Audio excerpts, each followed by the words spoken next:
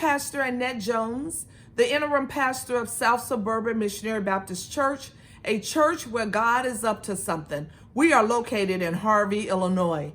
I wanted to talk to you today in this midweek moment about seeking a higher power.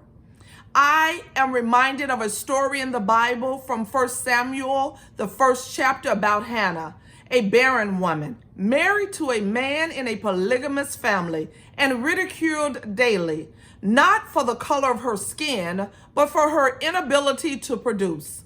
See, we may think Hannah's story is about another woman wanting to have a baby, but it is much more than that. It is about enduring prejudice for no reason at all and called everything but a child of God. Also about being misunderstood by family, friends, and even the priest. As we head back into the workplace and try to resume life as usual again, we may come up against haters, negativity, racism, and even fear. Many may not understand our deep passions for justice, our yearning to live in a world full of hope and not despair, or our longing to be understood and not ridiculed for who we are, for the color of our skin, for who we believe in, or who we support. Our world has turned upside down, and I'm not sure if it is for the good or will things get worse. Nothing is holding back the amount of racism that has spiked in the last decade, or the previous year, even the previous month, or the last few days. Racism is ugly. It is cruel. It is heartless, and it has no guts or glory. It is just plain wrong, and those that participate in such acts are equally wrong. Let me share a little about Hannah's story so you get a fuller picture. Elkanah, he married two wives. The name of one was Hannah and the other was Peninnah. Peninnah had children, but Hannah had none. Elkanah, who was a priest, went to Shiloh, or the place of worship, every year, and he took his two wives and his children to sacrifice to the Lord. At the feast, he would give portions to Peninnah and all her children. However, to Hannah, he gave a double portion because he loved her, although her womb was closed. The other wife, Peninnah, provoked her severely to irritate her and call her everything but a child of God because the Lord had closed Hannah's womb. Year after year, the family would make this trip to Shiloh, and year after year, Hannah would face the taunting of the other woman. Whenever Hannah went to the Lord's house, she was provoked by her rival, which brought her to tears, and she would not eat. Elkanah asked her, "Hannah, why are you weeping? Why don't you eat? Why are you downhearted? Don't I mean more to you than 10 sons?" he asked. Elkanah tried to console her, but nothing changed her countenance or attitude.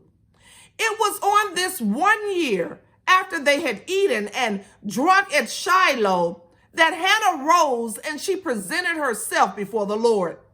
Eli, the high priest, he was sitting at the doorpost of the temple. And this time, Hannah, being deeply distressed, she prayed to the Lord and wept bitterly. She made a vow and she said something like this: "O Lord of hosts, if only you will look on the misery of your servant and remember me and not forget your servant, but will give to your servant a male child. Then I will set him before you as a Nazirite until the day of his death. He shall drink neither wine nor intoxicants, and no razor shall touch his head." And as she prayed before the Lord, Eli, that high priest that was sitting in the doorpost, he watched her and he saw her mouth moving. Hannah, she prayed silently. Only her lips moved, but her voice was not heard. So Eli thought she was drunk. Eli said to her, "How long will you make a drunken spectacle of yourself? Put away your wine, Hannah." But Hannah answered and said, "No, my Lord, I am a woman deeply troubled. I have drunk neither wine nor intoxicants or any form of a strong drink, but I have been pouring out my soul before the Lord.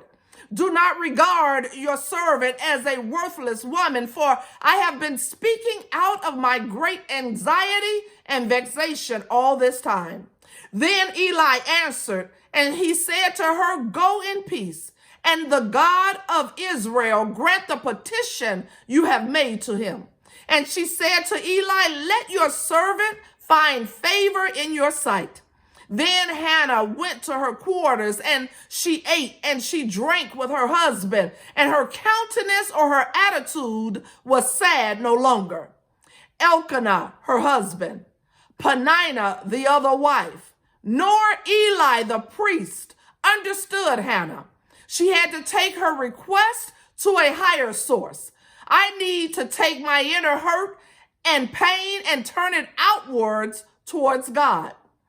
Often we are misunderstood, and racism, bullying, and prejudices that arise in our lives are usually instigated by those who lack understanding.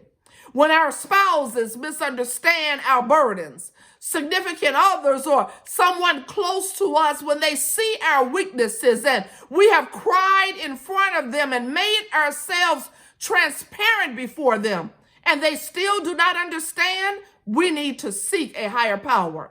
When our pain is misunderstood by another female who shares a womanly commonality, who should understand our emotions and our plight, then we need to seek a higher power.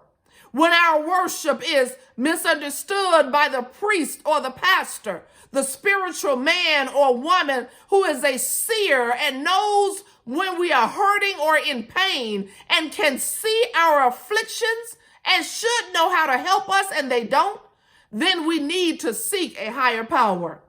God was at work in Hannah's life, and though she was not aware of it at the moment, God was still doing a great work. Twice in 1 Samuel, we are told that it was the Lord who had closed Hannah's womb.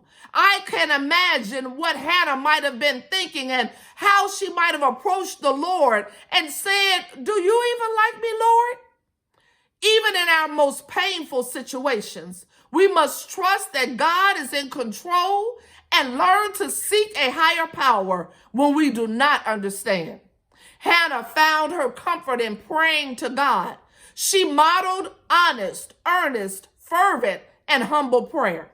But she showed us also that her countenance or attitude changed when she took her concerns to a higher power. When Hannah finished praying, she went her way and she ate something, and her face was no longer downcast. Hannah was no more saddened or perplexed by her condition. We too can find our answers in God. Our color may not change, but our countenance can. Before prayer changes anything else, it can and it must change us.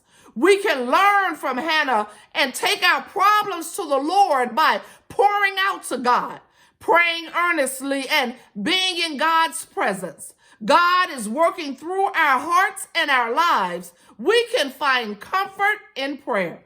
God's plan is more significant than us, and it is about building a kingdom. God's plan includes us, but we are not the end all of God's plan. God accomplishes God's purposes through prayer. Let me encourage you today to pray. Talk to God.